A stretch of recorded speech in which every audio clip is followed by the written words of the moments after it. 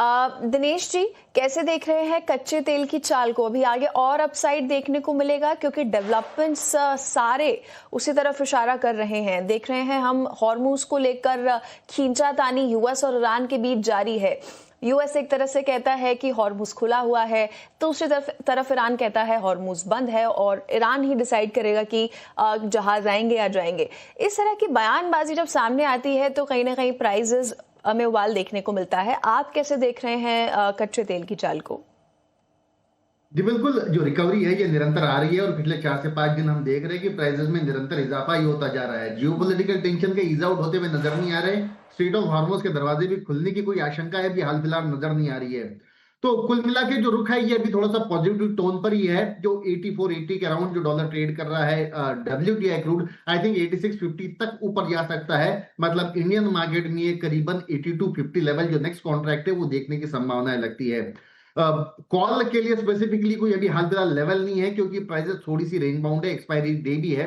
तो मुझे लगता है वॉलेटिलिटी थोड़ी सी ज्यादा रहेगी, लेकिन अराउंड 80-50 के आसपास जो नेक्स्ट कॉन्ट्रैक्ट है सितंबर, वो अगर आता है तो शायद वहां पे थोड़ा सा रेजिस्टेंस एक बार फेस करने की संभावनाएं लगती है।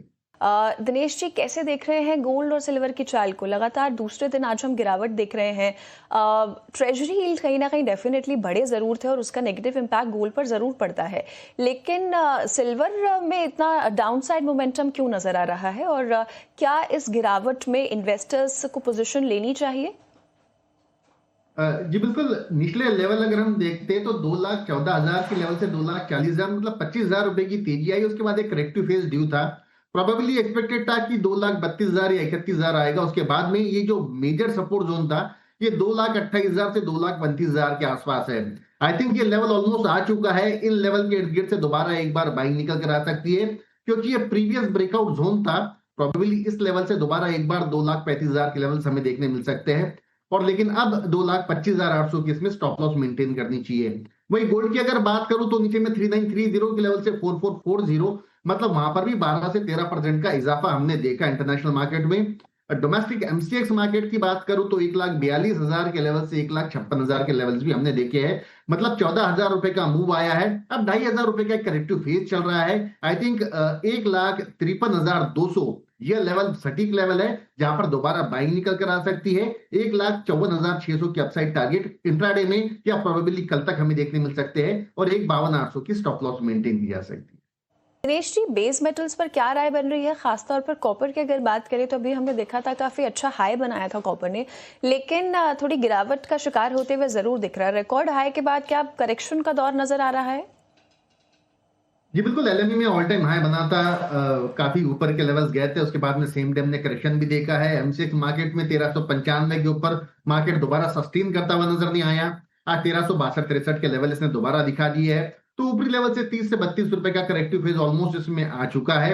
एलएमई में जहां पर सप्लाई स्क्वीज था, वहां के जो वेयरहाउसेज में इन्वेंट्री कम हो रही थी, वो आज और कल के दिन में इन्वेंट्री थोड़ी बढ़ती हुई नजर आई और उसी का प्रेशर हमें प्राइजेस में फील होता हुआ नजर आ रहा है। तो लेकिन यहाँ पर मुझे लगता है थोड़ा सा करेक्टिव फेज खत्म हो चुका है।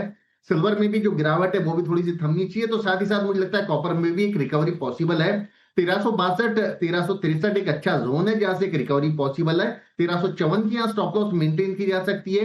दोबारा 1378 से 1390 के लेवल्स हमें देखने मिल सकते हैं। दिनेश जी, कैसे देख रहे हैं नेचुरल गैस की चाल को? जी बिल्कुल, 255 252 ये लेवल था जहां से बार बार ये सपोर्ट ले रहा था और प्राइसेस एक ऊपर जाने का प्रयास कर रही थी, लेकिन 262 के आसपास बार बार रुकावट आ रही थी। अब जो कि 262 का लेवल ये क्रॉस कर चुका है, मुझे लगता है कि 277 के लेवल प्रोबेबली ये दिखा सकता है। तो 263-64 के आसपास कहीं पर भी अगर आता है तो एक बार बाइंग बन सकती है। 254 की स्टॉप लॉस मेंटेन कर 275 के अपसाइड टारगेट आपको नेशनल गैस में देखने मिल सकते हैं। माना कि ये मात्र ऊपरी लेवल से जो 330 के लेवल थे वहां से गिरकर 250 हुआ है। 80 रुपए के फॉल के बाद ये मैं थोड़ा सा उसमें पुल बैक रैलीज ही पकड़ूंगा। अभी हाल फिलहाल कोई बुलिश ट्रेंड मुझे नजर नहीं आती है। दिनेश जी, एक और सवाल नेचुरल गैस से ही करना चाहेंगे। यूएस में गर्मी की वजह से डिमांड तो बढ़ ही रही है, प्रोडक्शन भी ऊपर ही देख रहे हैं। इस वक्त नेचुरल गैस में सबसे बड़ा ट्रिगर क्या नजर आ रहा है आगे के प्राइसेस के लिए? मुझे लगता है लोअर प्राइसेस यही बड़ा ट्रिगर आएगा क्योंकि ऊपरी लेवल से अगर देखते हैं तो करीबन 30% से ज्यादा इसमें मंदी आ चुकी है। पुलबैक रैलीज है, और जब भी भाव घटते हैं डिमांड निकल कर आती जाती है, सस्ती चीजों का लेवाली थोड़ी सी ज्यादा ही बढ़ती है, इलास्टिसिटी ऑफ डिमांड जैसे हम कहते हैं, तो प्रोबेबली यही एकमात्र कारण हो सकता है, जैसे नवनीत ने कहा है कि आने वाले सीजन में भी ये सपोर्टिव रह सकता है। तो एक मूव जरूर देखने मिल सकता है, लेकिन जो बड़ा मूव है ये 280 के ऊपर ही आपको देखने मिल सकता है। शेयर बाजार में निवेश बाजार जोखिमों के अधीन है। निवेश करने से पहले सभी संबंधित दस्तावेजों को ध्यानपूर्वक पढ़ें। एसईबीआई द्वारा जारी पंजीकरण, बीएसई की सदस्यता और निस्म से प्राप्त प्रमाणन किसी भी प्रकार से मध्यस्थ के प्रदर्शन की गारंटी नहीं देते हैं और न ही निवेशकों को किसी प्रकार के प्रतिफल का आश्वासन प्रदान करते हैं। उद्धृत शेयर केवल उदाहरण के लिए है और इन्हें अनुशंसित नहीं किया जाना चाहिए। यह वीडियो किसी भी प्रकार की निवेश संबंधी कार्रवाई या सलाह के लिए नहीं है। इस वीडियो में जिन शेयरों के उदाहरणों का उल्लेख किया गया है वे केवल शैक्षिक उद्देश्यों के लिए है।